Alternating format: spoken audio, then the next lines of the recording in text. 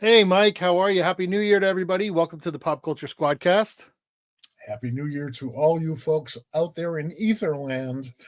We appreciate your being here. As always, happy 2025, which, by the way, is an oxymoron. I will grant you that. Hey, Sherry. So Happy New Year. Happy New Year to everybody. We are in a new year. This is our third year of doing this, I think. Yeah. Um, it's been a lot of fun here at Pop Culture Squad, on Pop Culture Squad Live here on our video podcast. We are SquadCast. We have squad goals for the next year, for the new year coming through. One of the things that you're going to look at, you're going to see, is we're going to kind of reinvent the Pop Culture Squadcast podcast, the audio version that you can get on Spotify and Amazon and Apple and all of that stuff. And in that, we're just going to keep our interviews, and we're going to have that. We're going to put that on audio, so that should be coming out pretty regularly. Stay tuned to that. Subscribe to that. There are links on Pop Culture Squad to get to that. That's one of our new goals for the year. Do you have any, Mike? Do I have any goals? Yes. Be able to say, I don't know if I have any goals for 2026. That's good. My entire goal is to be able to say that at the end of the year. I'm going to help you meet that goal. I have to admit, the events of the last 48 hours in particular have not made me any more optimistic. And quite frankly, I don't think I've been terribly optimistic for a few months now. Sure. It hasn't been great. Hey, Dean, Happy New Year to you. I don't know if you saw, but you should check it out on the replay. We do have an updated, little extended intro this year. Thanks. We've done some work with that. Kind of, it helps for us to go live once people have actually hit the show. But if you go and you watch it on YouTube or on Facebook, you'll see we have some clips running through. It was a little bit of a fun experiment that we did. This is one of my gifts that I got this year from Mad Cave Studios, our friends at Mad Cave Studios. It is it's a nice little journal here that I'm writing things in. There are words. Oh, look at that! You're making lists. You're checking them twice. You're a little late. Keeping track of stuff. So we're moving forward. The SquadCast is here. We're going to stay here. We have a bunch of guests already lined up. We have a whole bunch of guests almost lined up that we're in discussions with. But we have a guest tonight. Jamar Nicholas is going to be here soon enough. Very excited to talk to him. He is a podcaster himself. Besides the fact that he is a award-winning, super talented cartoonist and officer in the National Cartoonist Society. We're going to talk about all that kind of cool stuff. One of the things that we do here in our opening segment at the SquadCast is talk about the things that are coming up in the world, the things that are going on, and we talk about the comics that are coming out. Because if you're following me on social media, you'll know that I have been reading a lot of comics. So let's talk about some of the ones that are coming out tomorrow. New number one. So we have new number ones that are coming out, and here they are. There's a few that I want to highlight. Some I think you'll be interested in. I don't think there's been a new Aquaman number one for weeks now. There hasn't been a new Aquaman number one like this since the beginning of Rebirth. So let's put it that way. There have been other Aquaman books. Yes. And there have been some other things. Actually, yeah, I think it was Rebirth. So Jeremy Adams is writing it. John Timms is doing the art, and those are some great people making comics. I hope the story's good. There's some power changes as we've seen at DC lately. and well, we'll see how that goes. Will But Lobo be in this? Lobo will not be in it. Oh, Lobo will be in Supergirl, which we're excited about, and Tom is very excited about. I thought you'd like this one. Green yeah. Hornet and Ms. Fury. Love both characters, although Green Hornet has been misunderstood as a comic book character. Oh, sure, of He's course. not really. But, Ms. Fury is just one of the great characters, even though in her original run she only lasted a few years. Tarpon Mills, brilliant cartoonist. Uh, there's a reason why she and Miss Fury are feminist heroes. I am looking forward to this book. Yeah, it's written by Alex Segura, friend of the show. I'm excited to see what Alex does with it. He's definitely the kind of person to do this type of thing. What I said in our PCS notes on popculturesquad.com is that this is the pulp hero team up that I didn't know that I always needed. You read it, I take it. I haven't, but I know it's going to be great. I cannat wait for it. Well, you put Alex on any sort of pulp feely right, noir project, stuff. He's great there. and yeah, you've made the right casting move. He knows his stuff. All right. I thought you'd be interested in this one. Did you see this is coming out from Fantagraphics? I did. Art of James Swinnerton. Yeah, It's expensive, it is. but wow, what a great piece of history that this was going to be. And So are their Popeye books. They're very expensive, and they're worth every penny. Sure. Assuming you rob a bank or something, so you can pay for them. They're great. Yeah. This has some. This is going to be a really important piece. It's very important to the medium. I'm just I hope to get my hands on it at some point. There's a new Magic book. I think this might be Magic's first ongoing. And she's an interesting character. I've always been a fan of Ileana, partially because Chris abused her so badly. Like I felt bad for her forever. But she's also badass, and that sells. She's got a bit of a resurgence at the moment. Number one, she's in the straight X-Men book. Now she's going to be doing this. And she's also a character in the Marvel Rivals game, which is big amongst the youths today. The youths. The youths. Mm-hmm. But yeah, so that one's coming out tomorrow. Those Not Afraid. This is by Kyle Starks and Patrick Piazzalunga. I think. I don't know. I'm sorry. I apologize. But we heard about this book when we had Kyle on late last year. And this is much more of a crime serial murdering book where there's some stuff going on. I think this is going to be good. Kyle Starks is a really good writer. He comes up with great ideas, and I think this is going to be more horror crime sensitive than his tongue-in-cheek humor type stuff. I like the cover quite a lot. Glenn Fabry. The logo, however, just dies. That so bad. Well, on that background, just dies. Yeah, I agree with you. And that's unfortunate. We don't spend enough time here or anywhere else talking about sales tools and the purpose of covers in terms of attracting a potential reader's attention and stuff. But it really kind of sort of starts with a logo. You want to know what it is that they're getting.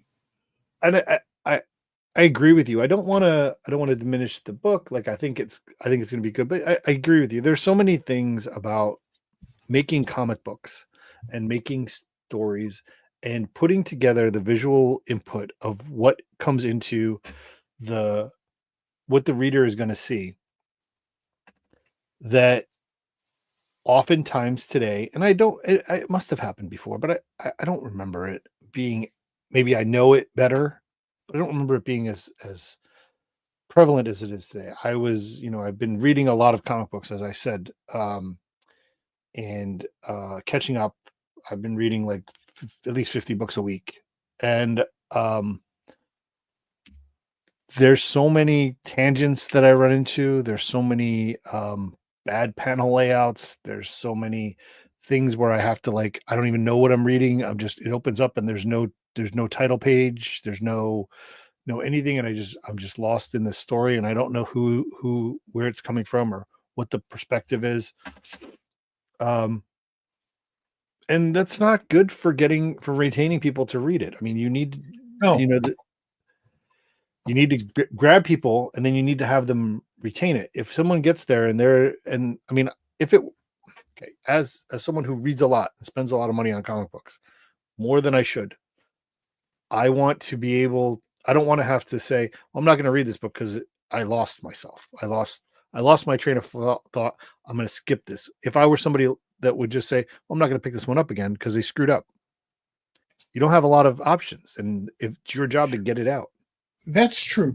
It's a heavy penalty to pay or to put upon. It is, and I'm not the person who does that, but there are people who do. Right. But there are certain basics that some people tend to overlook because they want to do it their way. They want it to be new and fresh and original and creative. And that is terrific. And people should always have that as a goal. But you got to make sense. And you got to make sense to all of your readers. Well, I want to say, so brand new reader or person who's been there since 14 different title changes. I mean, it's just that my one of my big, lettering is a big thing for me, but another big thing for me is the paneled double page spread, which is often done wrong. And it was funny because Sherry and my wife and I were both reading at the same time, and she takes the book she's reading, she looks, she's like, this is wrong. Because I've taught her well enough that you need to cross the top tier across the crease with the double page panel spread, and they hadn't. And she's like, I don't know where. I'm like, no, you have to follow this way versus up and down, and it happens all the time. The rules are the same, no matter how you format the book. People read left in America, read left to right, up to down. And you can play with that. You can direct the eye in elsewhere or along a different path, but you have to do that consciously and for a purpose.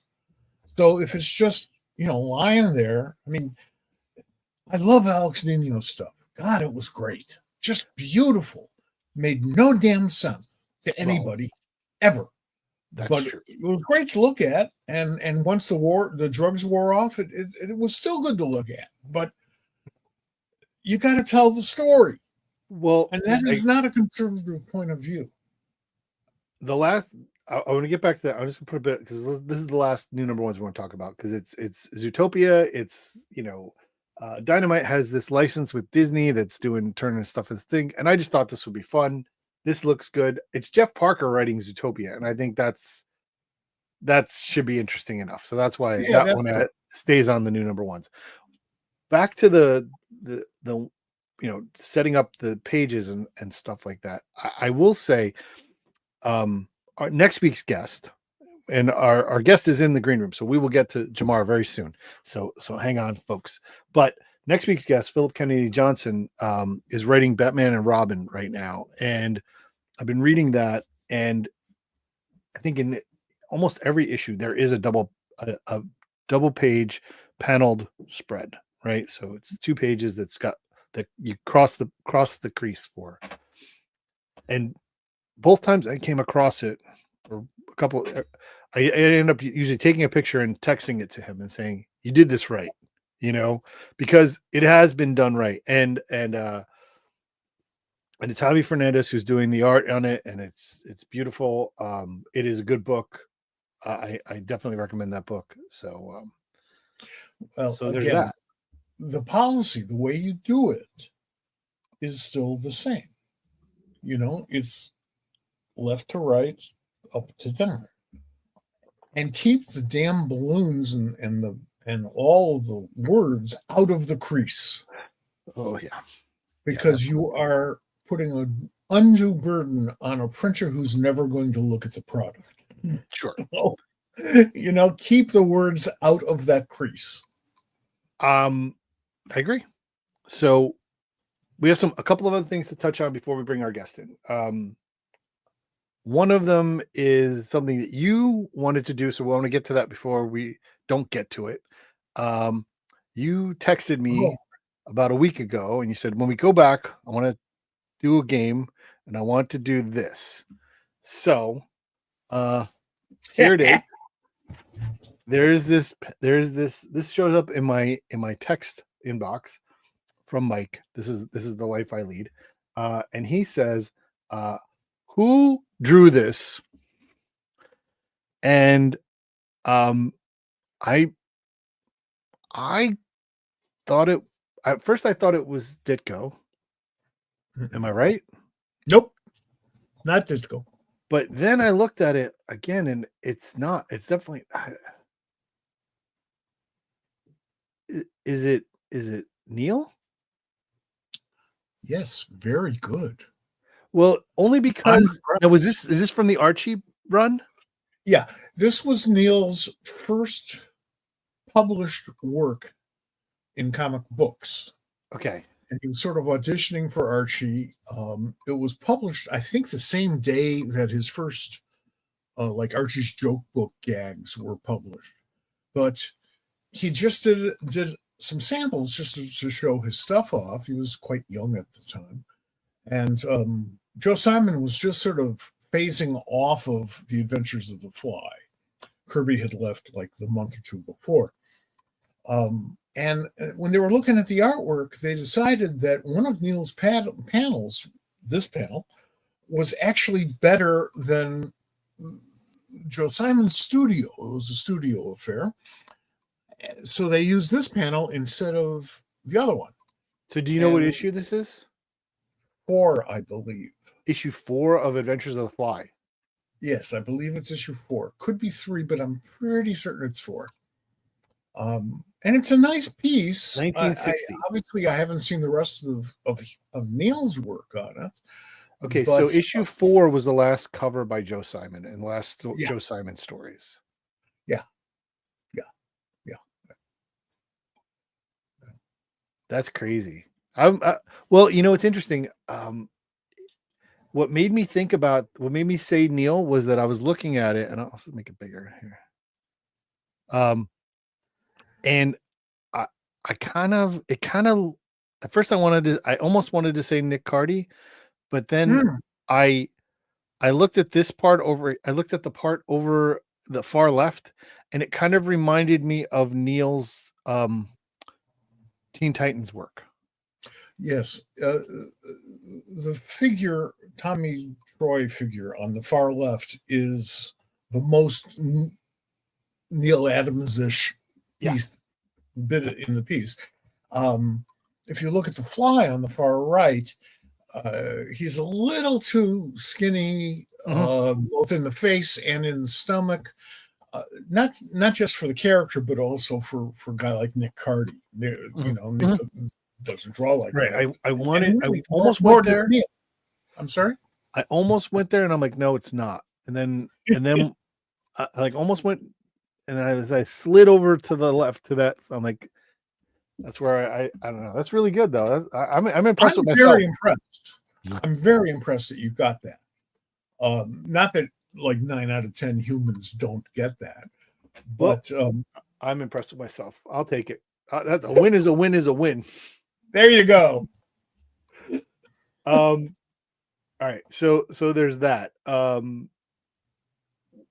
So I think we got to talk about this last thing really quick before we get to Jamar. And thank you everybody for your patience, and thank you Jamar for hanging out. But we do this thing at Pop Culture Squad, and we're here to entertain, and we're here to talk amongst ourselves. But there's some level of sharing of information, be that news, be that you have a journalism background, and you definitely take advantage of that in your opinion column that we put on Pop Culture Squad on a weekly basis, and I kind of talk about it as well. But there was some news. There's some news coming out of a distressing news coming out of the Washington Post. And this is not something we normally do, but I just felt it was necessary to. And yeah, I think this is it. Yeah, we're going to share this. So this image was rejected as a political cartoon by the Washington Post, and it caused the award-winning cartoonist to quit working for the Washington Post. Yes, and she was there for a long time. She was. I want to say her name. It's Ann Telnaeus, I believe.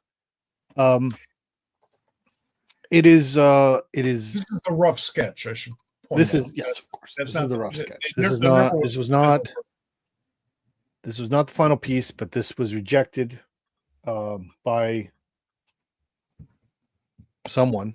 There's been some expectation that the owner of the Post, which is Jeff Bezos, was the rejecter, and it's disappointing because it is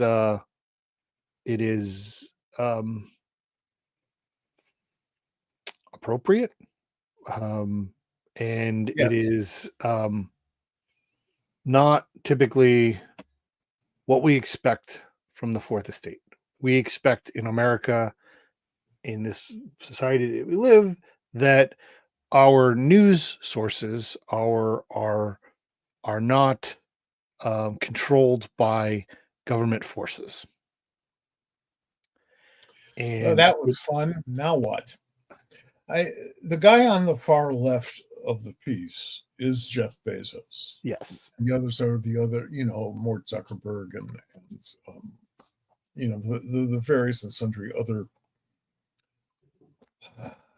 media moguls, including Mickey Mouse. yes, And some people were kind of distressed because Disney really stood their ground against the governor of Florida.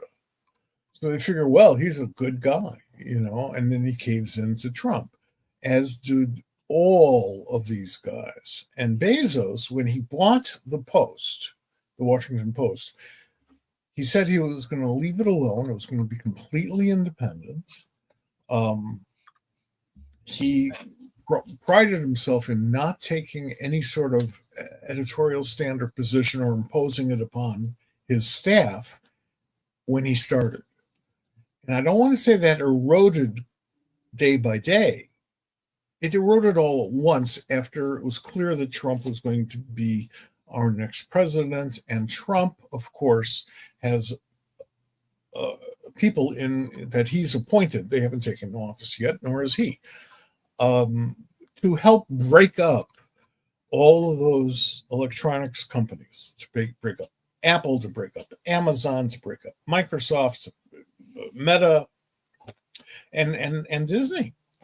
And they're scared because they got billions literally invested in all of that. And they like the idea of owning it all, owning all that different stuff. So when it became clear that if Bezos didn't, how do I say this politely? I guess the most polite I can be right now is kiss Trump's ass. It's the most polite. That he'd break them up, or the lady that is going to be in charge of the trade department is going to break them up. And it's possible. I mean, I'm not saying that they should not be broken up. I'm not a big believer in it's too big, therefore it has to be broken up. No, if it's anti-competitive, yes, that's tough. You break that up, you stop that. But if you're going to tell me, oh no, it's too big, we have to break it up, and you're not breaking up the banks, then screw you. That's fair. That's fair. All right. There's a couple of other things I had, but we're gonna move on. I just wanted to bring that up. In the interest of what we do here, we stand with with people who are trying to bring us the news unfiltered and whatever it is and how it is. And so we I support. had the luxury of growing up with great editorial cartoonists. Sure. And then when I got into the field, getting to know some of them, like Bill Malden, crying out loud, John Fischetti, who used to draw Superboy before he became an editorial cartoonist. It's a wonderful tradition. Do we need it? We don't need any of the media. We don't need any of the politicians. We need people to do what they're doing, but we don't need these specific people. But it's a value added experience. Sure. I agree. All right. Thank you guys for hanging out, listening to our opening segment here. We're going to get to our interview right about now. I am very excited to bring to the show our friend Jamar Nicholas. He is of the I think I had it written as Scholastic Graphics. It's Leon and Dogman holding the doors open at Scholastic Graphics, because I think that's how it goes now. It's Scholastic is Leon, Dogman, and that's what keeps it going, right? So without further ado, welcome Jamar to the show.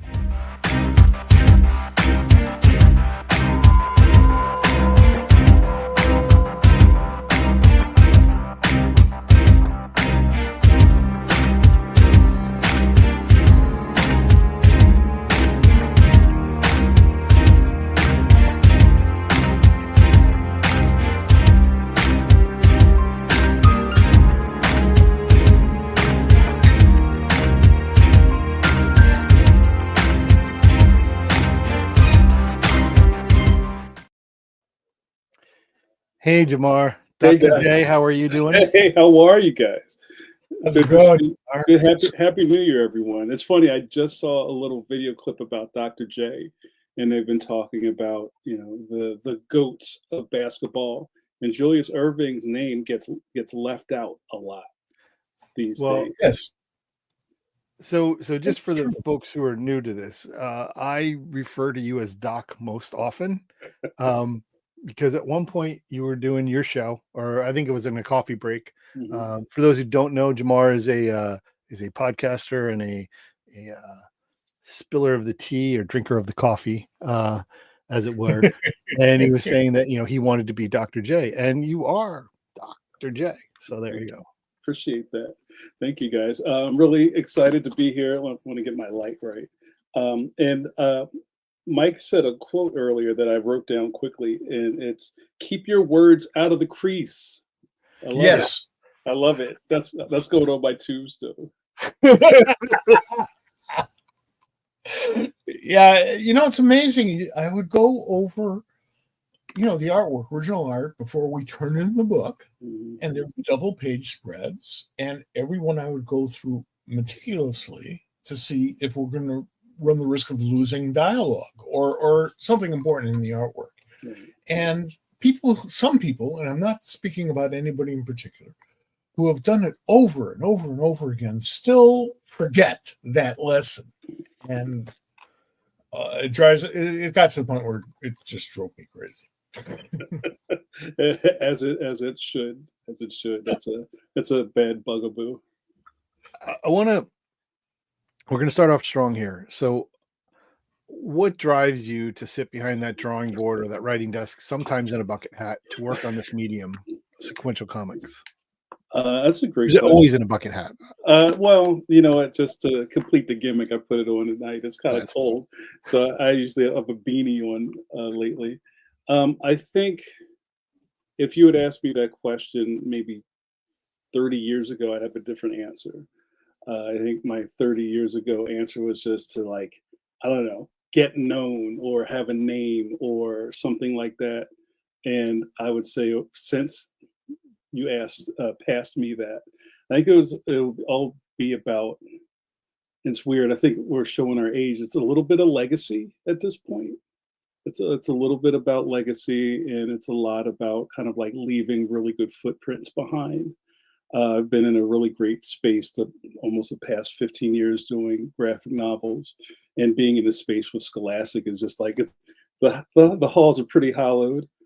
Um, and I want to kind of just like leave some really good stuff for kids behind. So I think that's what drives me these days. Scholastic played two important parts in my upbringing, in my life. Mm. First, of course, was my weekly reader, which probably is what got me into reading newspapers more than anything else other than the comics. I read the daily newspapers because they had comics, and then I started reading the rest of the paper. But the second thing is, my first boss at DC was a woman named Jeanette Kahn, who was publisher and later president of the company. And she had published magazines for Scholastic. And that's where I met Jeanette, back in her Scholastic days. Wow. So I have a warm spot, even though in the 50s, because I am that old, my weekly reader was just like everybody else, just this ridiculous place for bullshit about the Russian terror. The commies under every bed, and the paranoia is so rampant. And they really fed into that like a son of a bitch. Yeah. But it's funny to me now because that was the 50s. Yeah. It's not really funny, but it's funny. Yeah. And that's a really strong thing about Scholastic. A part of my new age origin story. A lot of people will always want to ask me about how this whole Scholastic thing happened. But it's on the list. So yeah, we don't have to do that yet. But I just wanted to kind of touch on how when you say that word, when you say the name of this company, almost every American has some sort of nostalgic dopamine hit when you mention that. It could be the book fair. It could be a little later back when they had like the magazines, or buying a Lamborghini poster and a slap bracelet. Like everybody has some sort of memory to Scholastic. And I mean, that was just a really huge part of why I wanted to be in partnership with them. And maybe that's what we're talking about now. How oh no, is that your I got you my one.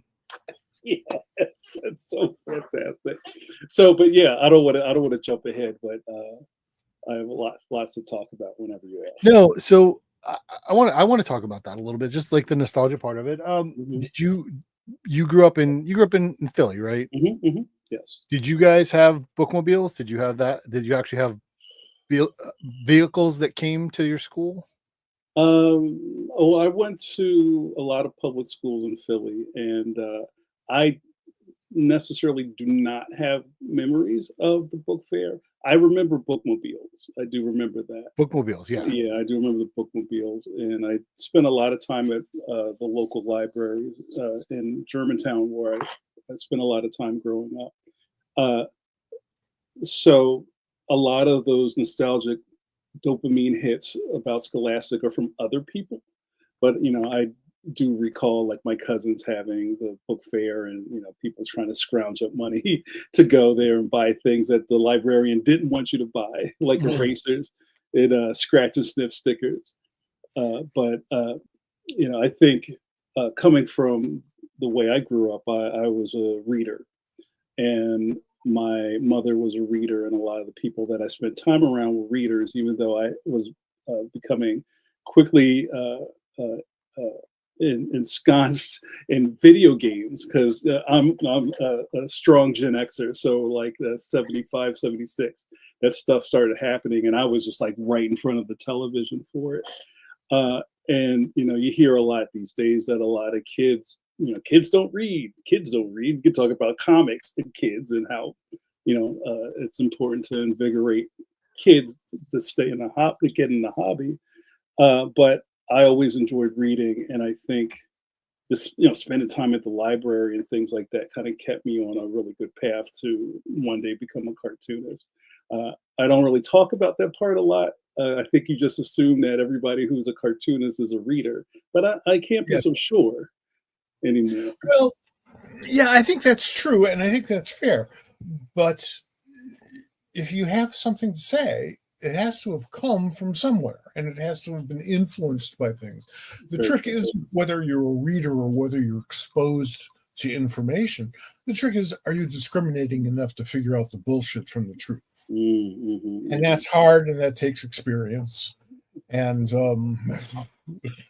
and you never have enough experience at that, as we learn every day. Yeah. So, especially where we are now. So. Yeah, oh my God, yes. Jeez, yes. We were talking about the Washington Post a few minutes ago.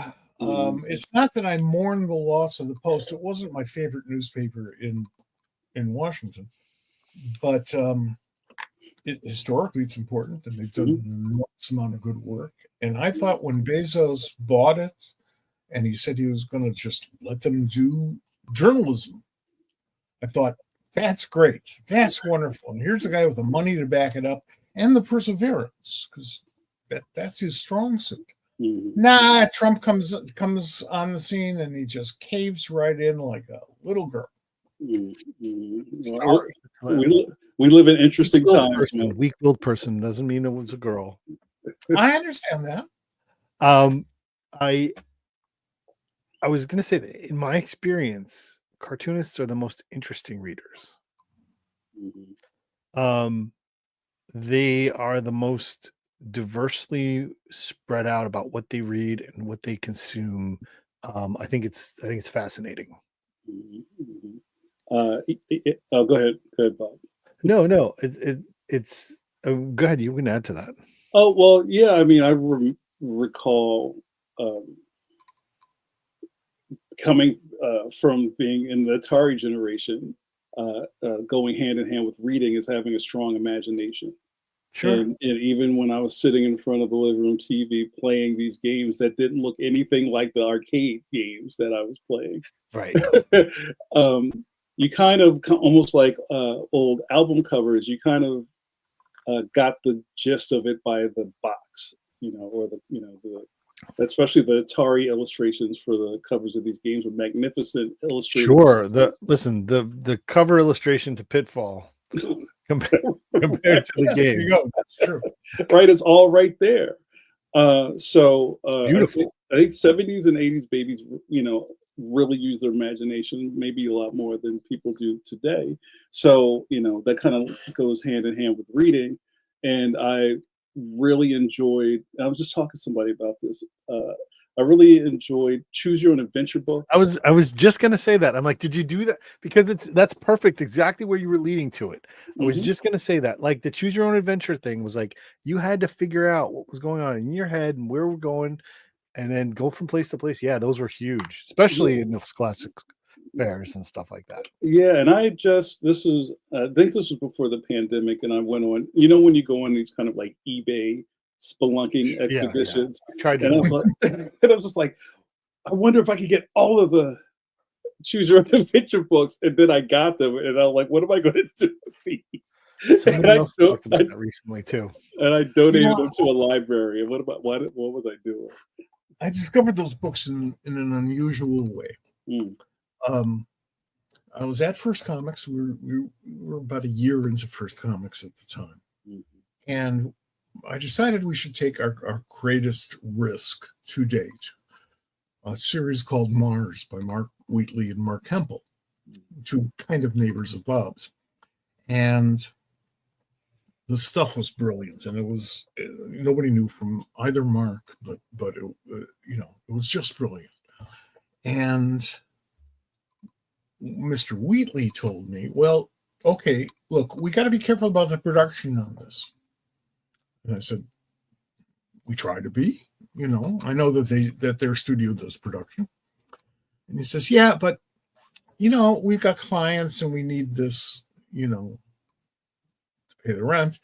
And he told me about the Choose Your Own Adventure, Which Way type books. And I'd heard about it, but I don't think I'd seen one. So, I check it out because back in those days we had bookstores, and I thought, wow, this is really fun. If I was a kid when this stuff was being published, well, I'm still a kid, but I'm reading comic books, but it would have been like that. Right. Yeah. So they did the production on those books? They wrote it. They did it. They did some of those. I did Some not of know them. that. I did not. I mean, a lot of people have done those books. No, sure, yeah, I know, but I didn't realize that They're among the first. Well, I don't think I knew that either. I'm not surprised though. No, And No. if you told me that Mark Wheatley did anything, I would say, okay, sure. Yeah. Yeah. And I can make it up, and by the time I'm done saying it, I'm double checking. Fact checking, right? We kind of talked about, a little bit of that. Why did you decide to be a cartoonist? Why comics? It's a question we often ask, but it's always the question that kind of starts every conversation. Yeah. What a great question. And what I love about being in this community is that even though we're all kind of on the same highway, everybody has different on-ramps. Yep. And everybody's driving different cars. Yep. To take that along a little further. I got into cartooning because of my reading. I was a big newspaper strip reader, and and I grew up before comic books. I was a strip guy. I was reading things way above my pay grade. Like my favorite strip as a kid was Doonesbury by Gary Trudeau. I have no idea why I enjoyed Doonesbury. I wasn't really following the storylines, but I loved the way Trudeau handled his universe. Like I loved his line. I loved all of that stuff, and even kind of how like there were Easter eggs in the strips where like there'd be a picture of Jimmy Carter on the table, and then by the end of it, it's Ford. Right. Like it. There were things that like. I agree with you. People at our age, when we were reading that at that time, I enjoyed it because I knew that there was more to it. And because I'm sure that adults reading it like caught all of it, and at a much higher level than a grade schooler or a young teenager reading those scripts. Don't be so sure. There were people who got all of it. Yeah. I knew I wasn't getting all of it. Like I guess that's the point, right? I knew that there was more there. And I knew that was smart. Yeah. And I remember maybe a little later down the road when they papers started moving Doonesbury over into like the op-ed or kind of around where the political cartoons were happening, because it was just so much more than just Heathcliff, and that's no knock on Heathcliff. I love Heathcliff, but you know what I'm saying? It's almost kind of like, well, what are we doing here? And also I enjoyed Blondie. Not for the guffaws, but more just like the way it was drawn. And Andy Capp, you know what I mean? Like that's kind of where I was coming from as a kid. And then when Bloom County started, that was a wrap for me. I was a big Burt Breathitt fan, and he was kind of like it was almost like Doonesbury for dummies is kind of like what Breathitt was doing. And I just connected to it. And after Bloom County, I knew I wanted to be a cartoonist. And then comic books happened a little later. That's great. Yeah, thank you. I'm a big fan of everything you've mentioned. Just about Heathcliff, maybe not, but Heathcliff. It's Chef's Kiss. It's good stuff. It's funny, But Breathitt, I think, really cuts some new ground and doesn't get a lot of credit for it. People like to say, "Well, he's just ripping off Doonesbury," and the fact of the matter is that he was hired to rip off Doonesbury, and he made it his own as fast as he could. Which, by the way, is a problem that most cartoonists who take over a strip have to face. So it's not unusual. I mean, you're with the NCS, so you know a lot of folks like that. That's just something that you do. That's part of the deal. Right. You want to change it? Great, change it. But nobody becomes a superstar out of the box. You got to earn it. And Burke most certainly did, and made it his own. Walked away, came back times. He and I have mutual friends, and I have never met him, and I know that's only because I haven't been to the West Coast for a while. This will happen. Yeah, I haven't met him yet, and I haven't met Trudeau yet either. But I think things will change sooner or later. But yeah, so that early entrance into newspaper strips and just kind of falling in love with all that stuff Yeah. put me on a really strong path to wanting to be a cartoonist, and then also making my friends laugh, like all the kind of trappings of a grade school cartoonist, drawing goofy pictures of your friends and passing things, circulating things around and trying to get a reaction. And that was the best part, just kind of like, again, talking about dopamine spikes, you drawing something and then handing it off, and then either people said like, oh, this sucks, or I don't get it, or whatever it was. It didn't matter what the reaction was, but you were kind of controlling people just for a small moment of time, and I fell in love with that also. It's such a wonderful medium, and I am so disappointed that newspapers are no longer relevant.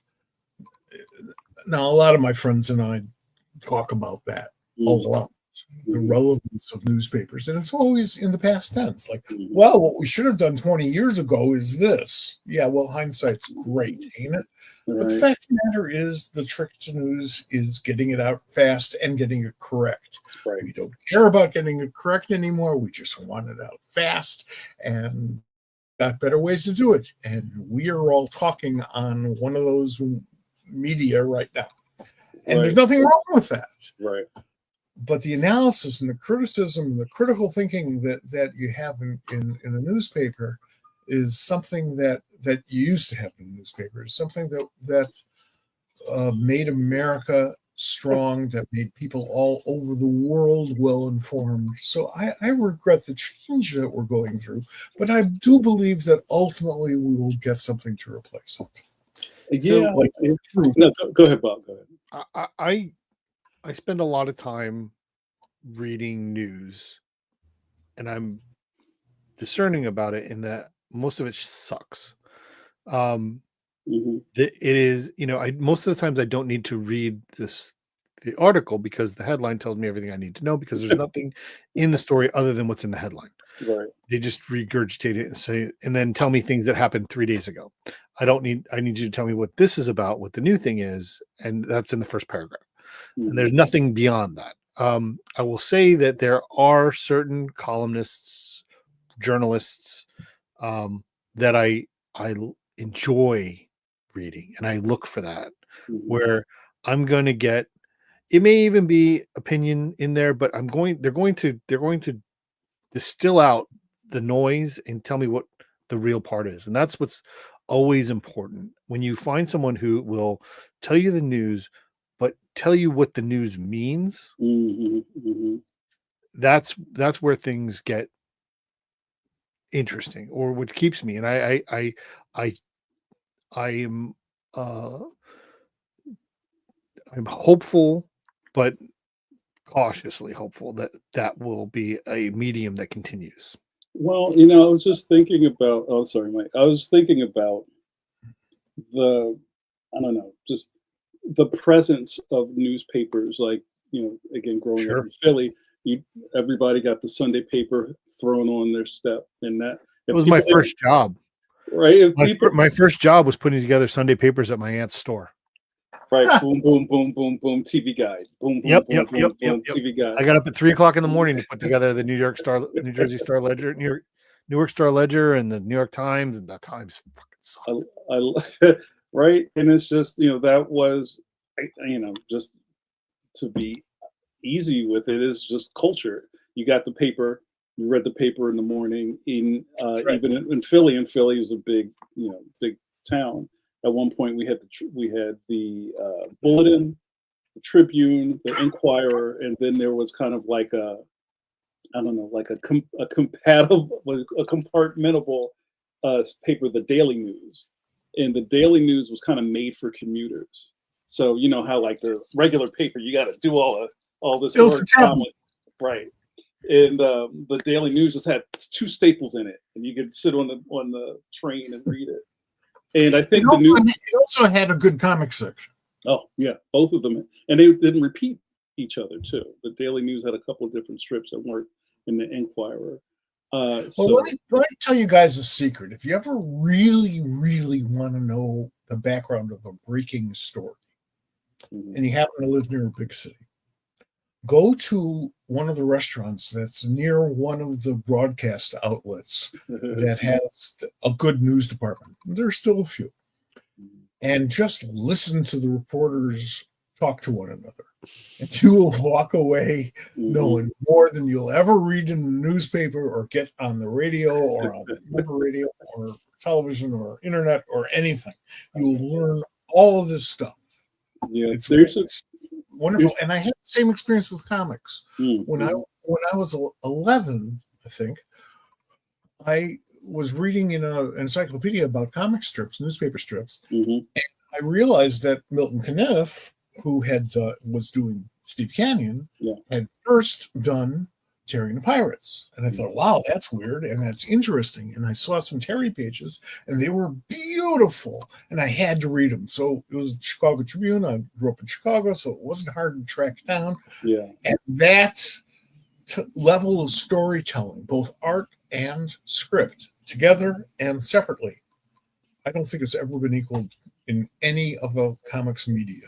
And we need those bright stars. I was just reading an article and somebody was commenting on the Romita Spider-Man strips.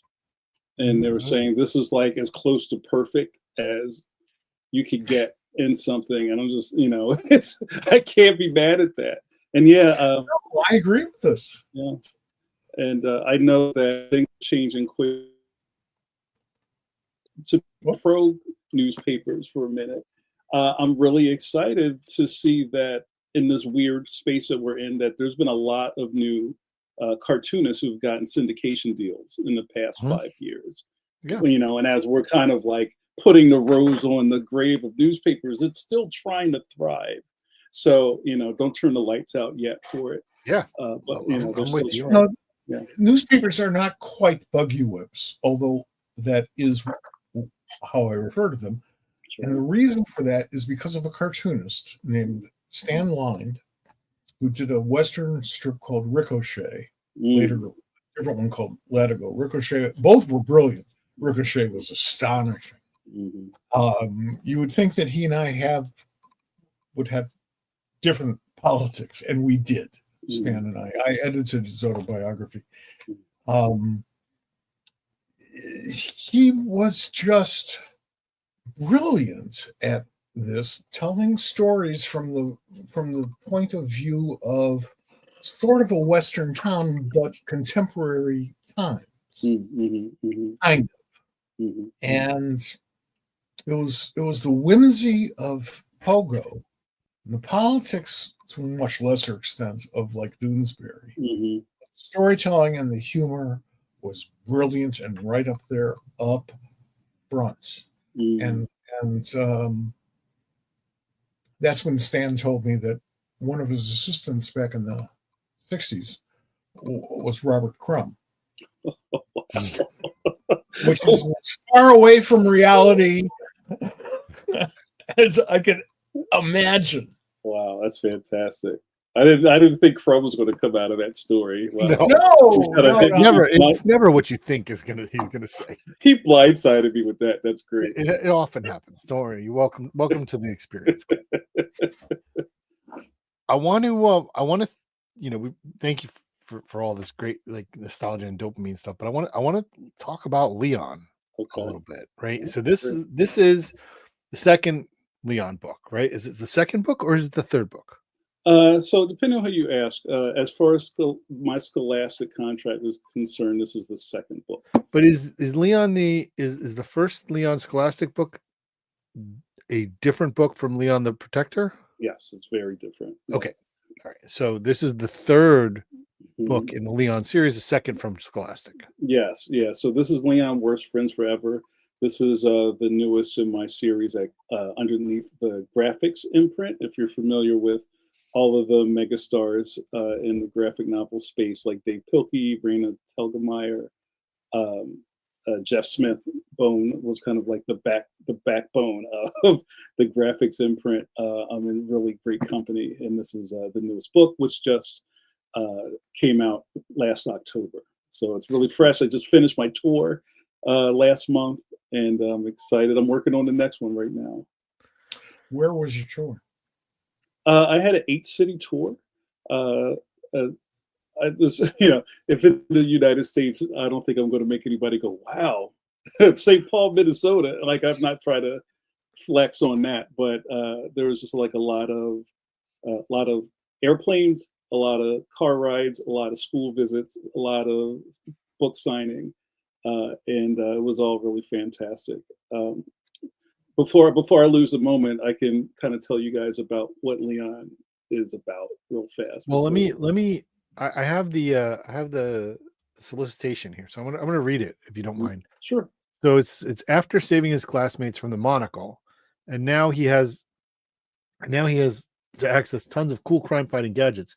Leon is a superhero his school needs, or at least he thinks he is. Leon's vigilantics make mom and principal angry, but even worse, they conflict with his best friend Carlos, who starts to draw mean comics about Leon. Meanwhile, Leon struggles to keep his mom's superhero identity a secret. Can Leon dig deep and rediscover his heart and common sense, or will his bad behavior reach a point of no return? Oh, I like it.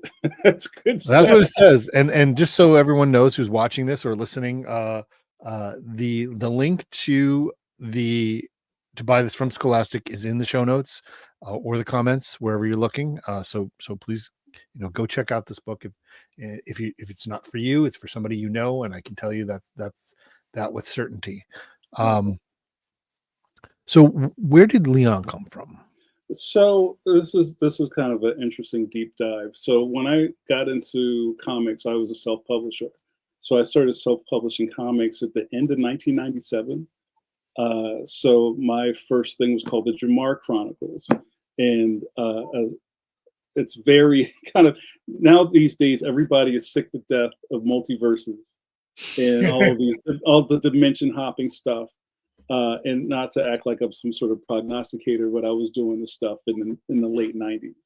I was a big fan of Sliders, if you remember that show, Jerry O'Connell, and I I was met him.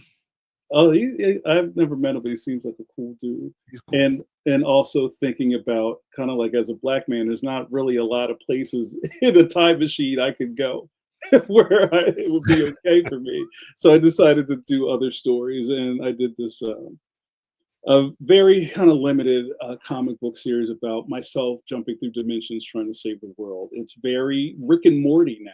I think those were probably the easiest thing Sure. to kind of connect that to. And there were some other things that I was doing that I've kind of seen in other iterations of other people's projects. But we're talking about the late '90s where there wasn't a lot of anything. That was right. I mean, like the whole image thing was happening, and comics was going through it. Mainstream comics was going through its own shift, and a window opened for self-publishing that people like myself kind of jumped in before the internet kind of exploded and became this big search engine. So one of the stories I was going to do with my character Jamar was he was going to go to this dimension where there was a kid who was kind of like the hero, who was, if you can imagine, a Robin, like a traditional Robin with no Batman. Let's just say he went out for a pack of Newports and never came back. And he was just kind of in the Batcave by himself, and too young to even reach the pedals on things. How am I supposed to save the city? I can't even drive. Those kind of like really basic things that I was playing with. That issue never happened, but I really enjoyed this character that I created. And he was a lot different then, and he looked a little different. He was younger. He had a lisp. I was doing a lot of weird things. I was a big Paul Grist fan, and if you've ever read Kane, Kane's one of my favorite comics. and the main villain in Kane kind of speaks with a mushy lisp, and like he just kind of spells all the words out. You can't understand him. It's great. So Leon almost had something like that. So anywho, I put Leon down. Was he called Leon? Was that his name? Yeah, yeah. I have it in one of my sketchbooks. It says Leon right there. And another thing that I really enjoyed about it was kind of thinking about if I was 10 years old with a utility belt, what would I have in it? So I was kind of connecting to my, my imagination again, and I was having a lot of fun with it. But I just kind of put it down for other things. And maybe 15 years later, when we were in the middle of kind of like that dark era of mainstream comics, or even the movies, like 300 was out, Sin City was out, Kick-Ass was out, everything was bloody chiclet teeth, hockey sticks, and knocking people's teeth down their throats. And I was having this, right? If you remember that, it was a thing. Watchmen was out. And I kind of had this thing in the back of my head. It's like, at some point, the pendulum has to swing back the other direction. And I would, maybe it's time to put out a kid hero who's not, punching people through walls. So I started exploring Leon there. And for any of the collectors out there, the very first Leon story that saw print, besides I did it as a comic strip for a minute, was in Even More Fun Comics. It was an anthology that I think the CBLDF did. Yep. And I have like an 8-pager in there. Go pick that up. It might be on your shelf already. No, but I was looking at it earlier. Oh, well, see, yeah, you could. I'm sure you could agree with me. It's doesn't really look like the new stuff. But that was kind of the genesis of Leon, and I kept kind of pushing this rock up the hill. We could talk more about that. No, so you came back to him, and now your first self-published book, right? Was the first one self-published, or yeah, the first one was self-published. That's Leon. Won the Dwayne McDuffie Award. Yeah, in 2018, Protector of the Playground won the Dwayne McDuffie Award for Diversity. It was a really big moment for me.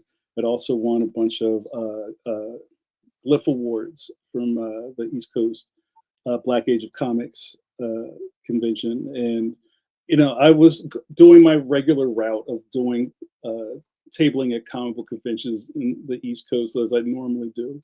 And I started to sell out. Like every time I went somewhere, they were gone like immediately. Like it'd be Saturday afternoon and I'm out of books. And I know, speaking with seasoned pros like yourself, when somebody says I sold out of books, that could mean a whole different thing depending on how many books they brought with them, right?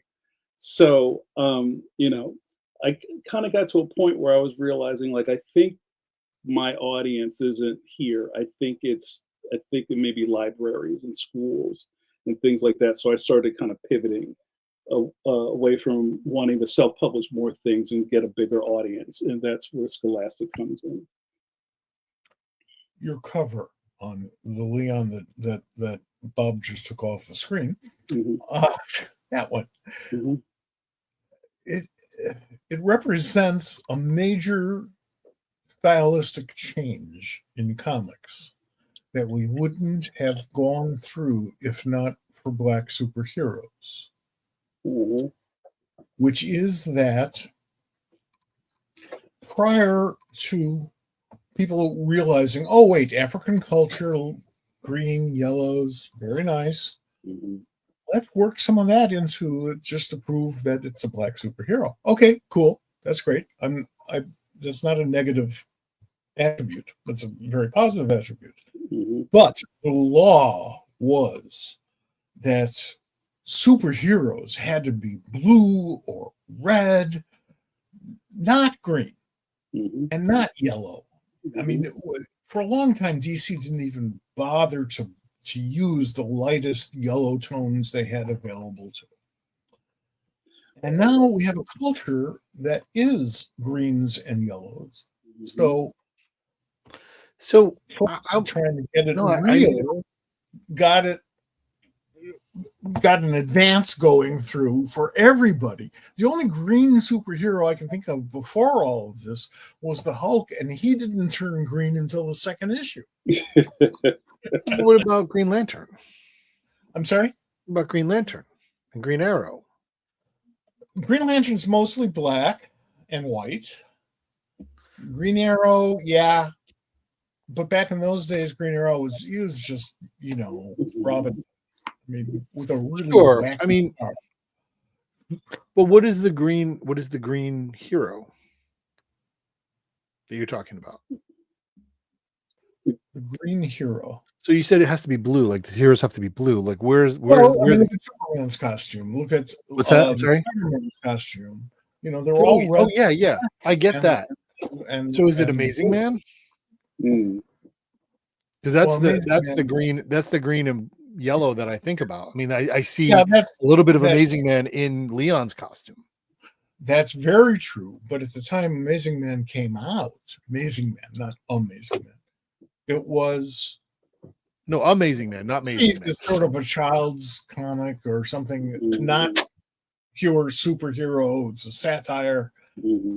No, I'm not talking about mainstream. We're talking about. Now. I'm talking about Amazing on the big screen, and you're wearing a green costume.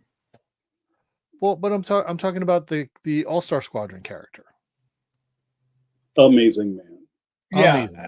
Well, you're going to put the A in front of it. Yeah. I put the A in front of it, then we're talking about a black superhero. That's right. And we're also talking about a large group of superheroes that only Roy Thomas remembers. So I'm enjoying this, you guys. This is great. Well, and one of the big reasons I'm enjoying this is that this might be the first time anybody's even asked me about some of the kind of like the micros of that's what we do. These characters, right? And it's like when I do a lot of school visits, usually kids will ask things like, well, why did you name him Leon? Which I think is a very, very innocent question. And I usually tell them things like, well, when you're kind of making something that you want everyone to enjoy, you need to make it as easy as possible. Even one of my French friends, he calls him Leon. Like it's easy, right? Leon is a really easy name to say. That's why the accent went with just one word. And it's a great name to say because you got the sounds are wonderful and short and it's boom. Yeah. I like that. But the colors, I agree with you. One of the big things in these books that I didn't really get to was that on the surface, this is a superhero book, but it really isn't. It's really a book about it's about kids and relationships. And if it's just a superhero book, it's not that good. Right? We've done that. And even it's got to be something more. The superhero is just the trapping. Right. And I think even to being in traditional book publishing, especially when I started to come in, they didn't want superhero books. There's I don't want to call them gates, but there's a lot of walls up. And, I've seen that with some of my comic cartoonist compatriots who have been like banging on this door of traditional book publishing. It's like, I can draw my ass off. Why can't I get a book deal? You know what I mean? And it's not exactly as cut and dried as it would sound on that side. So, in a meta way, like Leon, the backdrop of his world and universe is superheroes, and it's kind of like a love letter to superhero stuff for me to create. But I'm not really, talking about people getting punched through walls. That's not how this works. Even with that cover that you just had up, Bob, and also because this is on Scholastic's imprint, and also because I'm doing work for kids, and because I also wholeheartedly believe this, I think that we as superhero fans, we kind of really honor and immortalize superheroes, but we kind of forget that they solve their problems with violence. And when you're trying to give a kid, something wholesome to read, it's kind of hard for you to, you're kind of talking out of both sides of your mouth. I use this example all the time, right? And even in my books where I don't say anything as glib as, I don't like violence, you shouldn't hit people. Like I don't kind of punch down or kind of preach to kids. He just has kind of like an edict in the way he goes about the world. I think there's better ways to solve problems. Let me try something else, especially being in a universe where everybody, the superheroes everywhere. So how can Right. you be super and also not, solve problems in a violent way? But you, Jamar, do things in a very dangerous way. Yeah. You go out there to kids in schools and you show them your stuff and you show them what you do for a living and you tell them what it takes to get there Hmm. and you serve as their role model. And whatever conversations you have with those kids, doesn't matter. Get the brains going, see what their thoughts are when you reality test them, you know? And our role, once we've been in whatever it is the hell we're doing for a little while, Yeah. our role is to be mentors. Our role is to, and poor Bob is tired of hearing this, but our role is to keep the pump primed, Hmm. keep it going, because everybody gets into this business because of a love for the medium. Yeah. Show that love, tell those stories. Love that. I think that's definitely one of our mottos here is keep the pump primed. But I think we're gonna have to add what's a pump for the people we're keeping it primed for. That's fantastic. I mean, yeah. and to what you guys are speaking about, that's another thing that, kind of like being in this water, I say things like that a lot, is even though I've been in comics for almost 30 years, it's almost like I've started over in traditional book publishing. I had, a little bit of a name, people know who I am to a degree, but in this new space where I'm at, it's kind of like, where'd you come from? And is this the first thing you've ever done? It's almost like I have to reintroduce myself to this universe of young readers and families. It's another thing that I deal with also, is that my kind of clientele isn't really kids, it's families. So when I'm at an event, like a kid, like a 9-year-old's not running over to my table with a credit card, his family's coming over to me. You know what I mean? And I have to kind of like disarm the bomb really fast when you have a mom and a dad and a stroller and a little kid who's losing attention really fast. And they're going, yeah, so what is this? What is this? What's this about? Oh, Scholastic. Oh, this is like a real book. It happens a lot. Yeah. I want to. Bill had a comment earlier, and I kind of want to throw that in. It's definitely. I've been to ALA once, and it is a different experience than a Comic-Con. You've been at big ones and small ones, and big Comic-Cons, small Comic-Cons, big. What's the difference between like a book convention? And I'll tell you the biggest thing is librarians. Well, Yes. there you are. So I got to give a shout out to librarians. They're like the rock stars of all this stuff. They are like, if there are mega fans in comics, librarians are like the mega fans, and they stump for books. They want their kids or their patrons or whatever you want to call them to get these things into their community's hands. And they'll let you know at ALA or BEA or those kind of things that come right for you. There's no like hard sell, there's no tire kicking, and they know who you are already because you're already on, on their track.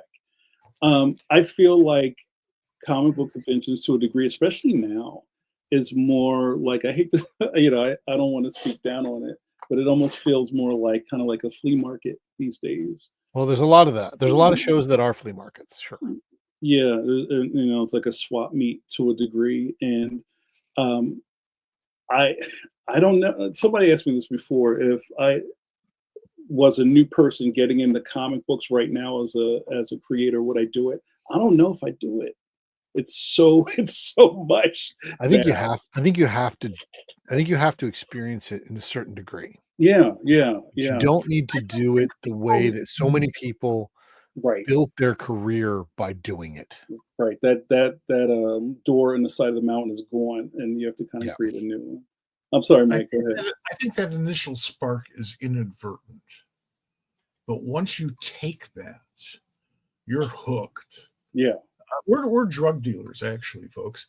The one thing about cartoonists that a lot of cartoonists don't remember, because you're in a dark room with a light and a drawing board, and no humans. Right. So what you have to remember is being a cartoonist is being in show business. For every brilliant writer artist, there are thousands who are just as good who don't get that shot. Some of it is coincidence. A lot of it is just hard work. Most of it is perseverance. But we're in show business, and that means that you have to, if you want to continue to communicate with an ever-changing audience. Audience is always going to change. They grow up, younger ones come into place. You got to stay on top of the culture. You have to find things about the culture that you appreciate, and even stuff that you really hate that you can work with or work against. Right. Spent a lot of my life doing that, but that's our job. Our job is to tell stories, and to tell stories, we have to have a point. We have to communicate something.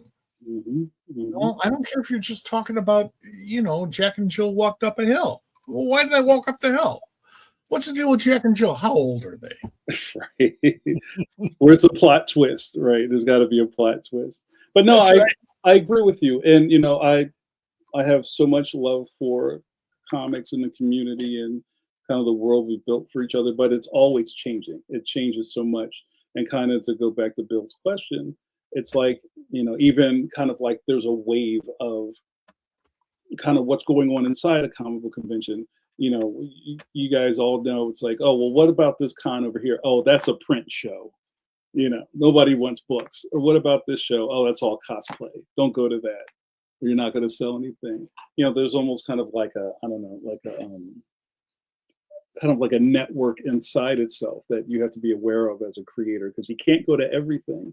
When you get started, I guess your assumption is that I have to go to San Diego because that's the big one.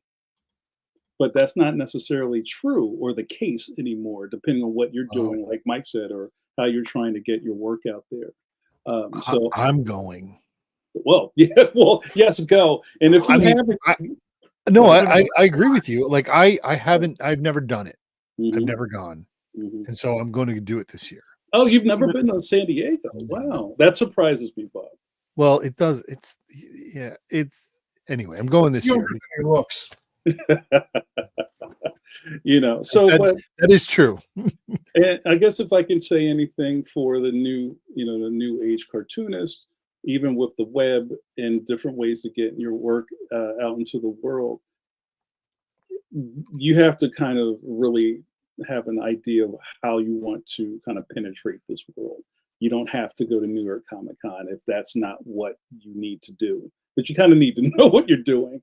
I used to tell people a lot that you should have, if you're just about to get started, don't publish anything. Take a year and just do recon. You see, that's how Bob and I became friends, because I was invited to and then fell in love with the Baltimore Comic Con, because it's a large show full of my friends as guests, which always helps. And it was about comics. Yes. San Diego's not about comics. San Diego's about hustling. New York isn't about anything but how many people you can crowd into a room that was built back in the early 1920s. I mean, it's just insane. Yeah. San Diego, I know, or Baltimore rather, I don't want to say it's laid back. I mean, it is compared to New York or San Diego, but it's a wonderful experience we can all share. We meet friends, we make new friends. It's a wonderful, wonderful community. You can't get that type. I mean, you go to San Diego to meet your old friends that you haven't seen for a long time, right? Like a year since last San Diego, right? The community, the comics community. We talk about that a lot on this program. Comics community is just the finest group of people. Even people that I think are complete assholes are just totally swell compared to. I love it. So Bill is bucking for a fill-in host on the show. So he's got a follow-up question, and I think it's pretty good though. So what's the best librarian moment you've had? Like when you're in a situation when you meet a librarian, what's the something that comes to mind that was like, Well, some of the best moments have just been that my kids love Leon, or I came here with an armful of books I need you to sign so I can bring them back to the hive. You know what I mean? Or like, oh, I saw you'd be here. I waited in line and to, meet you. That kind of stuff is fantastic. And one of my very first kind of a librarian conference, right? I think it was before Extraordinary came out, because I had what they call an ARC, or like a galley copy, especially because I'm a new author. Sure. And so it's kind of like an unfinished preview proof of the book that they use for promotion. not for resale? Yeah, that's right. Yeah, I see you all over eBay, not for resale. That's right. So I'm out in the Dallas-Fort Worth area at this convention, and it's nothing but educators and librarians, and it's kind of a little bit of a culture shock because there's nobody dressed up like Harley Quinn. There's no stormtroopers, you know what I mean? But there's like a lot going on. There's a lot of like professional development things going on, and it feels grown up in a way that I wasn't used to. Oh yeah. And so I had a signing, and there are people there for work. Yeah, they're working, and a lot of the people that are actually there representing what their beehive, somehow had to get vetted so they could go. Like Janice and Francine are going to Dallas. Oh, I want to go to Dallas. You know what I mean? So it's a big deal. And when they're there for information or to get stuff or to make, programming for the next year. So I had my first signing, and it was in a cattle chute. Like it was almost like an airplane hangar, this giant space. And there's me at a little table with a plexi shield in front of it, because that was around the time it was. And everything was so coordinated. They called like almost like a dinner bell, and all these people just rushed and started queuing up like an ant colony. So somewhere in the middle of the line was a handler who just had Post-it notes, who was querying them, and they'd write down who they wanted the book personalized to, and he gave it to the person. Then they get to me, and they slide the book under the glass, and I just, even with them having that moment of me having to personalize their book, and I have the Post-it note, gives me a couple more seconds that I can be human with them, because they got to keep it going. Sure. Oh, this is for Corey. Oh, thank you so much. This is so great. Blah, blah, can I take a picture? Sure. All right, bye. Zoom, boom, boom, boom, boom, boom, boom, boom. And then it's over. You know what I mean? Sure. So it's like a whole different vibe than what I have been used to for a long time in comics. And, there are, the comics pros that get that kind of love at the comic book show, but it's not all of us, not all of us get the Neil Adams line, I had a transformative experience at, I think it was American Booksellers Association. That, but it was in New York. I think it was at the Javits, and booksellers, and I was there to sit behind a table to talk a lot about whoever it was paying for the table. That's great. And, I take some time. I walk around, look at all the other books, not even think about comics necessarily. And then I see this long line of people. So I go over and I check out what they're in the line for. They are giving out copies of Mark Evaniers' poster for the Kirby biography that he had just written, but it hadn't been published yet. They had the covers. So they were giving out the covers as promotion.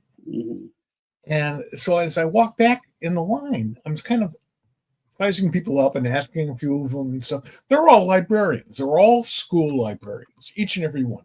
Now, I am 243 years old. So when I was a kid, librarians would kill you if they found a comic book. A teacher would kill you. The only person who let me read comics when I was a kid, other than my sister, who was a comic book reader, was my mother, who didn't care. Right. Except when I was 4 and I wanted to buy Tales from the Crypt. That's another story. that's a whole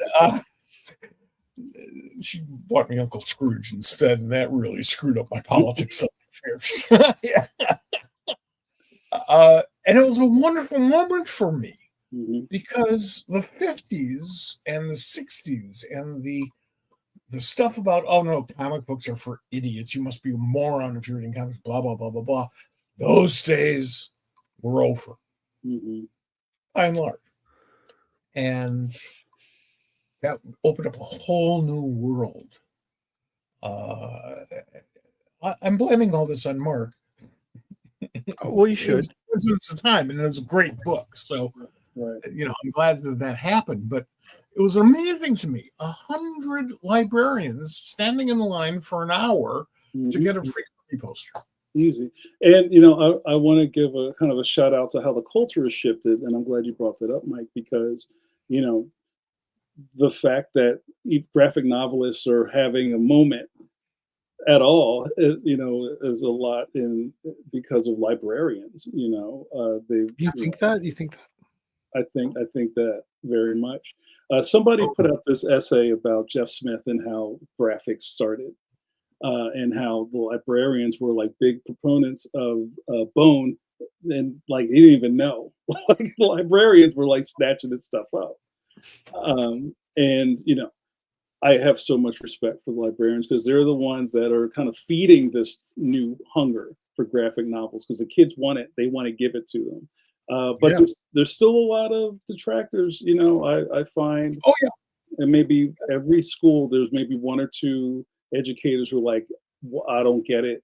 And why is it here? So when I've done keynotes for educators groups, a lot of it is talking about kind of like what's, you can't assume everybody is on Team Comics. So there's some education still to be made there. 30 years, 40 years ago, we would say, well, we live in a society that is growing more visual every moment. Yeah. We are there. And 20 years ago, we just left the written word behind. I mean, it's all visuals now, and that's what drives it. And if you're reading, it's because of the visuals. So comics are more important than ever, no matter what you're involved in. So I haven't had to make that argument for a very long time. And I'm happy about that. Yeah, no, that's great. But you run into them, it's kind of like, what's this anime stuff the kids are all into? They're out there. Yeah. What is this place called Japan, and what is that? Yeah. Chainsaw Man. What is this? Right. So many Chainsaw Man. Oh my God. They love it.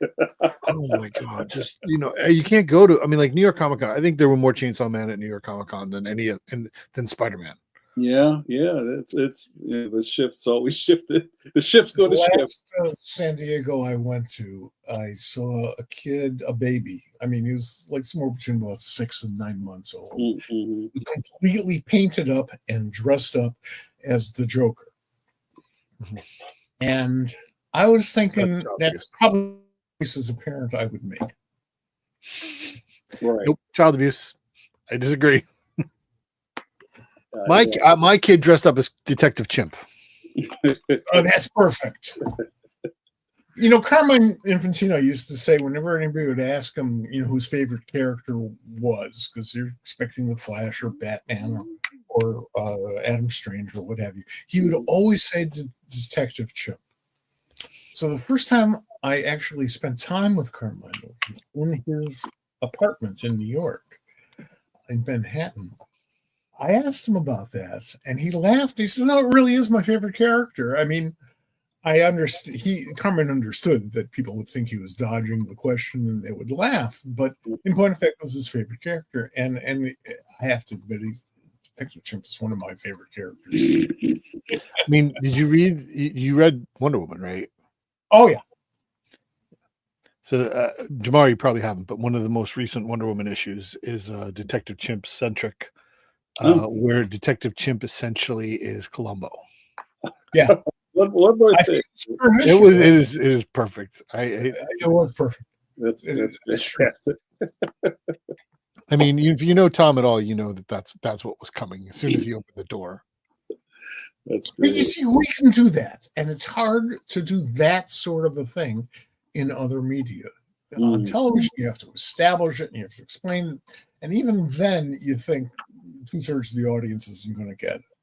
Well, your job isn't to make sure 100% gets it. The key is to be able to tell the story so that if they don't get it, it still works. Right. Which Right. it usually Exactly. does. But if you get it, you get it. Right. Value added. I want to, before we get too late, I want to talk about your other endeavor as a podcaster. And if you're watching this on YouTube or Facebook tonight, tomorrow night, well, I don't know if it's tomorrow night, but on Wednesday nights at 8:00, you can see Pencil to Pencil, which is a show you do with Steve Conley and Mike Manley. And why did you start to do that? I mean, as a cartoonist, what made you want to do this weird thing we do? So it's interesting that I started podcasting kind of before the big kind of, I don't know, like podcast explosion. Yes. Probably like 10, 11, oh man, it's getting old. 12 years ago, I had a podcast, and it was strictly audio, called Comic Book Diner, that I was doing with John Gallagher and Rich Faber. And we got pretty far with it. The technology wasn't really where we wanted it to be. If you remember, it wasn't that long ago that people were doing everything on Skype. Remember Skype, right? And sometimes it sounded like I was driving down the highway with the windows open. Oh yeah. Sometimes it was fine. Like there's no rhyme or reason for any of it. But I kind of caught the bug for just kind of commiserating with my friends, and having these shop talk sessions that we would all do anyway. Especially we're phone people. We come from the era of calling people up and talking to them all day. So that was just a natural extension for me. But Pencil to Pencil was birthed out of Mike Manley's Draw magazine. If you remember Draw magazine from Tomorrow's, where Mike was the editor-in-chief, and it was a really great magazine. It was around for almost 20 years, it feels like, where it was, I would easily say that it was a comic book professionals magazine. It wasn't necessarily like, how do you draw Bugs Bunny? It wasn't that kind of thing. There were really long articles in there, great how-tos. Brett Blevins had a lot of great articles, and we had like guest tutorials, like Alberto Ruiz talked about really early painting and Illustrator and things like that. We're cutting edge, bleeding edge back then. And I came on later, and I started doing interviews, and then I was the second crusty critic doing tool reviews after Andy Parks put down the beret.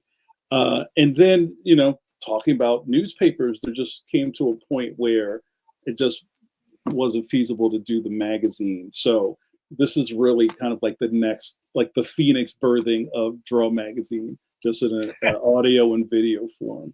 So the first three hosts, it was myself, Mike Manley, and Brett Blevins.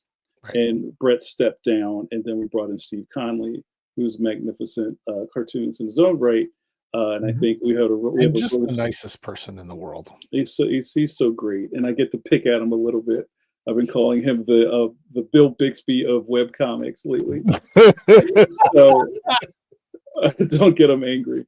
But we actually that's fair. That is right. Fair. I've been around him enough. Do not. So we do weekly live casts, and actually this week we're off because we're kind of still on winter break, and we'll be back next week. So we kind of started that just to have. And I say this all the time on the show, and this is what I love about talking to you guys. There's not a lot of experts on the YouTubes talking to people about comics these days. It's a lot of fans. There's nothing wrong with that. If you want to watch fan channels, that's awesome. But if you actually want to get a real conversation with other cartoonists talking shop, you should probably find a cartoonist to talk to them. That's right. So there's, we have just like really great interviews. We have great guests, and I'm kind of happy at this point. People don't go, "Wow, how'd you get that guy?" Because it's like You know what I'm saying? Like, why are you surprised at this point? You know, everybody knows everybody at this point. So, you know, we just bring them in. But that's the beauty of it. Mm-hmm. That's the beauty of it. You get into a room with 100 other cartoonists and 100 other people in the greater comics business, Mm-hmm. and we all have something in common: a really weird lust, and we can share it. Yeah. You don't get a conversation like the one the three of us are having right now in front of all these other folks at a convention, right? Because nobody has 2 hours to devote to anything except for standing in line to get to the bathroom. That's it. Well, you know, I mean, we hope you're listening, you know, or watching this, and like that's why we're here. That's what we do. So I just kind of want to, like, you know, people who are listening to this later on or watching it later on, you know, that's what we do. That's what they do on Pencil to Pencil. I would say there aren't a lot of things that I watch in this format Mm-hmm. like we do, Mm-hmm. just because I don't have the time to. But I always try to make the time, you know, to grab and see what you guys are talking about or who you're talking to. Also, I mean, I've said this to you when we were chatting, but the reason we picked our times to do the Pop Culture Squadcast Live was Tuesday night because I didn't want to interfere with Pencil to Pencil. I thought you guys were doing such good stuff. Oh my gosh, that's why we're on Tuesday night. Plus, it's the night before. There's a couple of things that go into it, but that was definitely a factor in why we picked Tuesday nights to do this. Wow, well, I appreciate you guys. Don't you know? When we added the occasional Thursday, as we still do, mm-hmm. I asked Bob when we started that. I asked Bob, well, what about Wednesdays? He says, no, we don't do Wednesday. Okay, fine. Okay, I got it. Oh, that's great. The check's in the mail. But we do interfere with coffee breaks sometimes on Thursdays, though. So I have, So I have you know what, for anyone that knows me in real life, you know, I'm a talker, right? That's my thing, and I'm also a big coffee person. So back in the before times, before the pandemic and everything, when you'd actually, you know, God forbid, actually see somebody in the street, like, hey, let's go get a coffee, and have a nice folded leg conversation for hours. How fine is that? And I miss that. So another thing I do is called Coffee Break with JN, and that's every other Thursday where I just get on, and it's turned into the Generation X hour, where it's just me in the chat room and we talk about, you know, everything under the sun. And you know, it's a lot of fun, and it's got its own culture to it too. One last thing, I have another plug for my Patreon.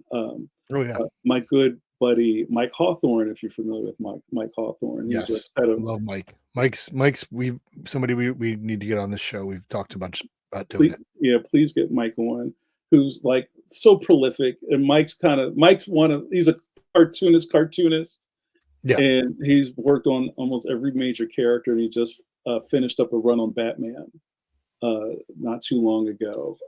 So he and I have another project that's behind the Patreon wall called It Ain't Hard to Tell.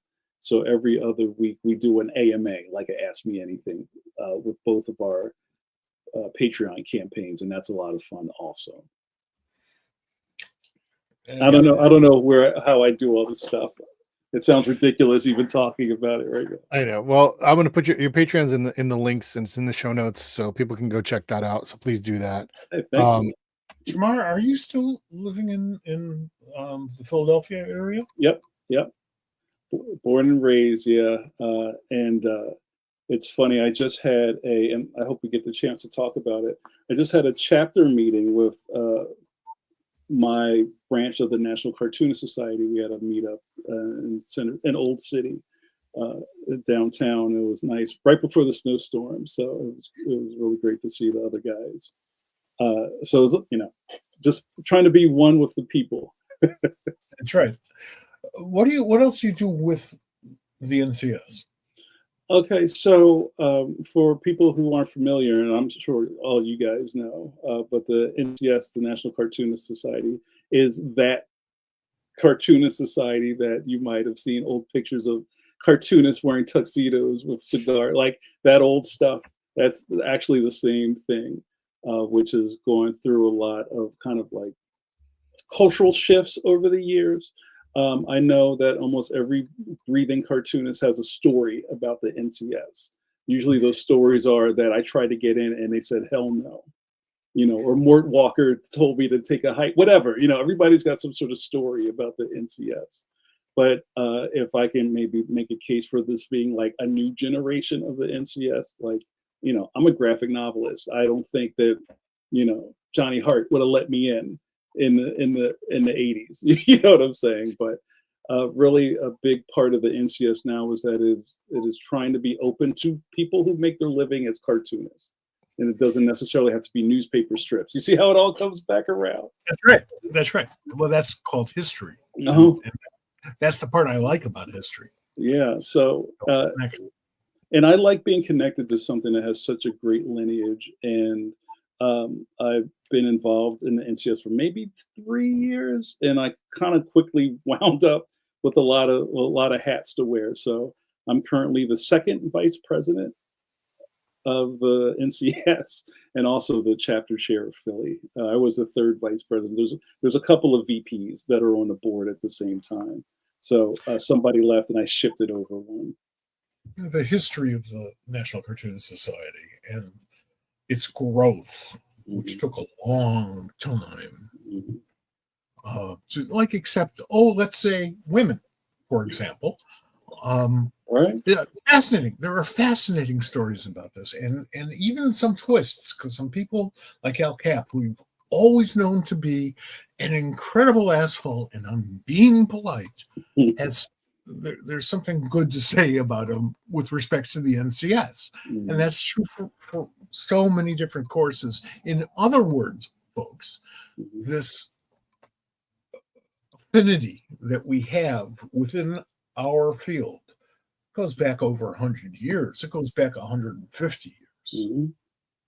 And there were some old restaurants in Manhattan that you could go to and see the drawings, like George McManus bringing up father drawings on the wall. Yeah, it's wild. So there's a heritage there that we have to respect and build upon. Heritages are useless unless you keep them contemporary. So that's where we're from. And that's really cool. It's super cool. And then if you think about kind of like the columns of cartoonists, and that's something I'm really interested in, kind of like breaking more of those walls down, that like newspaper guys are just the same as, comic book guys are the same as graphic novelists. And, we're all kind of doing this storytelling thing in just different ways. But there used to be a lot of walls, and I'm trying to knock down some of those. That's right. Jules Pfeiffer is 97 years old, and he just released his latest graphic novel a couple weeks ago. I saw that. That's wild. No, I was like, what? Holy cow! He's the first cartoonist I ever edited. Wow, that's amazing. And I did know that. Right. And you think about, like, we started this conversation talking about newspaper strips and talking about, and I say in mixed company about when I try to explain the NCS, it's like when the original guys were in their heyday, like all these dudes were like rich. And it's kind of funny to talk about newspaper strips or any cartoonist being rich, but they were like celebrities. They were. And there's a different. It's a very interesting thing, and it's when people in this industry, who they are now, and the struggles people deal with, because it's you have people who are running mega corporations who think that they can pay $200 a page all in, right? And obviously that's, I don't want to spread that didn't happen. That wasn't ever going to happen. Right. But somebody thought maybe he could get it to happen.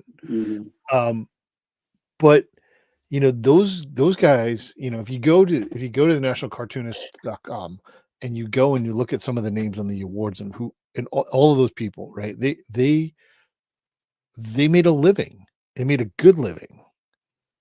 And it's a little bit, it's something that bothers me, as I think about where we are today, because it's difficult. It's a lot more difficult today. Now there are a lot more people There are a lot more people in the door, but the pie hasn't grown, so the pie gets carved up a lot. I'm not sure there are more people. I mean, God, there used to be a lot of newspaper strips, man. Yeah, there's a lot more, but there's also I live close to Westport, Connecticut. Like there's large train tracks, and I live on the other side of that. But it used to be, and this gets me back to Stan Line. Harold Gray, who did Little Orphan Annie, even after he actually saw how to draw a dog, owned about 2/3 of all of Westport, Connecticut. He just invested all of his money in land, and they paid him a son of a bitch worth of money. And I'm sure that they made a lot off of him. And when I think about that, I mean, the guy whose father started DC Comics, and he's the guy who actually sold DC to Warner's back in the late 60s. He used to live, I mean, he's died since, but he used to live about 2 miles from me, a mile and a half. Been over there. It was, and when I moved here to Norwalk, Dick Giordano said to me, "Why don't you move around here, live around here?" And I said, "Well, that's just because you want to keep an eye on me." And he laughed and says, "Yes, that's true. But there are a lot of these old farts here, and you like those guys, and you should meet them before they die." That's some of the best advice I've got in my life. Yeah, and and that Connecticut area is just like filthy with the old guys, right? It's and just the history of newspaper comics is so interesting. And I hope that stuff doesn't get lost. And that's why I'm really happy that the NCS is, kind of building itself back up. Our new president is Karen Evans, and Karen is the daughter of Greg Evans, and she's the writer of Luann. You know what I mean? Right. So, and it's just great to be able to be in these conversations and be in these rooms. So for anybody that's not familiar with the NCS, Bob just shouted us out. Go check that out. Or newspapers. Skip over the New York Times. They don't have comics. By the way, they don't have comics, not because of their elitist attitude, but because in 1900, when New York Herald was doing beautiful color work, and many other newspapers were as well, the Times couldn't afford color presses. So they decided not to do comics. There's a solution, right? There you go. Wow.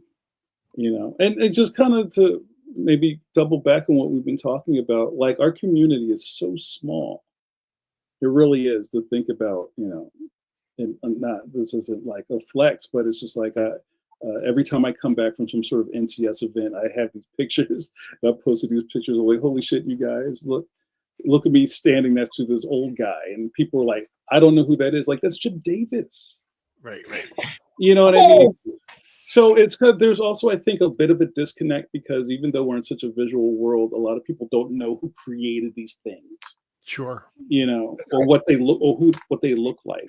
So probably another thing that I feel like I have to do as a modern cartoonist is have a profile. Like, you say my name, oh, I know who that guy is. You know what I'm saying? I think that's integral. That's an integral piece nowadays. So, I think we're past the days where you could kind of be anonymous and be hunched over a table and just turn in your stuff. I mean, that's something that's changed absolutely in the industry. There's no anonymity anymore. The nice thing about the internet, and it's not getting enough credit for this or anything else, is that it serves as a historical record in ways that our previous historical records were subject to danger. People could burn it, they could eliminate it, they could steal from it, they could rewrite it. Well, now it's everywhere. It's everywhere. And a good researcher can plow through all that pretty damn easily now. 50 years ago, hell. So I'm happy with this. The historical stuff that you've been talking about, Jamar, is all online. And some of it's bullshit, but that's true in history books too. Right. Even a half-ass, Usually in what it doesn't say. Right. even a half-ass researcher can find Detective Boogaloo. That's right. If they're worth their salt, yeah. And that's again another part of kind of being in this new chapter of my career is kind of reinventing myself, or maybe people discovering me for the first time when I have a face full of gray hair. Like I didn't really just roll out of bed and start doing these graphic novels. I discovered L.G. Seeger probably around 20, 25 years after he died. And now we're talking about Fantagraphics and their newspaper reprint work. That's right, Bill. And now all of L.G. Seeger's Popeye work is out there. And more and more of his earlier Thimble Theater work is out there. And he and Kniff are my ideas of the greatest American storytellers of the 20th century. No, guys like, Mark Twain were in the 19th century, so I can say that. John Steinbeck said that about cartoonists back in the 40s. I love it. And to that, I remember Joe Matt, rest in peace, who was I think he was a Gasoline Alley strip cutter, right? And that was like back before people were reprinting this stuff in such great archival ways these days. It's like, oh, I have clippings from newspapers for 30 years in a shoebox. But I'm glad that the culture is being recorded in a way. It's like I just got the new Bill Watterson. Have you seen the new compact Calvin and Hobbes? I've read of it. I've seen the pictures of it, but I haven't seen it physically. Yeah, it's so great. And it's like, how many times are you going to buy this stuff? I'll buy it again. You know what I mean? Of course I've got at least a half a dozen, maybe more, different reprint editions of every Mad comic book ever published. Yeah. It's like, oh, this is nice. I don't have that. Well, yes, you do. But I don't have it like this. You know what I mean? So I'm glad that the history is being recorded, and especially these old strips are being archived. That's like me at Starman #4. Apparently, I have like 5 issues of Starman #4. How did that happen? Did you think? I don't know, because I just keep buying it. I just keep getting it at the dollar bins. I'm like, oh, I need this issue of Starman. And I have like 4 of them. Do you particularly like that issue, or no? It's not that great. I mean, it's not even a really good Tom Lyle cover or anything like that. It just happens to be like it's. You have things like that. Like we were at a show. Mike and I were at a show. I found some Spanner's Galaxy to show Mike and stuff like that. And I said, well, just so you know, like in that dollar bin, I think is half of the print run of Arion #1. Because there was like, and I have a couple of Arion #1s too. And I'm like, oh, I need Arion. I love it. Yeah, there's just logo. There's just something. We're collectors, right? And I watch a lot of video essays about kind of, not to say that they're like hipster tomes, but we're kind of in this new thing of minimalism, where a lot of these kids are now finding out about the iPod and how cool is it to get an iPod in 2025 and not have Wi-Fi connected to it. And dumb phones are popular right now. Like people are trying to disconnect. And after 10 or 15 years of them telling you that you don't need CDs anymore, rip them, throw them in the trash, and keep them on this thing. I'm seeing people kind of find out about physical media again. People. So like, my 32-year-old for Christmas, he wanted, and I got him a record player. There you go. Yeah, my daughter would like one. I firmly believe that within a few years they're going to start offering us chips to be implanted into our brains, and a few years after that, they're going to become mandatory. Oh man! Now, I do tend to a little bit of political paranoia because I'm 74 years old and I deserved it. Sure. I've lived through it all. I deserve to be paranoid. But yeah, those chips are coming. There's a movie about that in the 60s called The President's Analyst, and it's brilliant. Oh, I just heard about that. Well, wasn't it? There's a case. This was like 12 years ago already, where it's somebody's company. They were putting like chips underneath their skin on their hands, so it would open doors for them. Yeah. You know, Yeah. and people happily ran and got these things put in their skin. What are you, stupid? Yeah, and then 20 years before that, they bought Pet Rocks. I mean, Fair enough. I've read a lot of comics. I'm not putting things in me. No, don't put bad. things in, don't put things in you, Bob. Don't do it. All right. It's been great talking with you. It has been great. We're running up against it, and we're gonna need to cut this, just to stop for tonight. But we will definitely have you back. Hopefully that as soon as the next Leon comes out, we'll definitely have you on. We'll talk about it. And when is that coming out? Well, the newest one just came out in October, so the newest one is on my desk right now. It may be 2026. Awesome. It seems like I'm like every other year these days. That's good work, man. Thank you. If it changes, you'll be the first to know. Absolutely. Thanks. Absolutely. Thank you so much for Jamar for being here. And everybody, please go follow him and watch his shows and get his books. And you can find all that in the show notes. We appreciate you guys being here. Thank you, guys. Thanks so much. Thank you, Jamar. Thank you very much. That was great. I love that. All right. I got to talk about newspaper strips. Yay. I know. We got a couple of minutes here really quick. We will be back here next Tuesday. Phil Kennedy Johnson will be here. We're going to be talking about his new book at Marvel. We will be talking about his other career a little bit, I think, which should be interesting. But so next Tuesday, January 14th, 8:00 Eastern, Philip Kennedy Johnson will be on the show. He will be returning. He is the first guest on the Pop Culture SquadCast Live, so he will be returning again. And we'll relive that. Thanks to everybody here for being here. And we'll see you on Tuesday. All right. Thank you, folks, for putting up with our blather. We do appreciate it.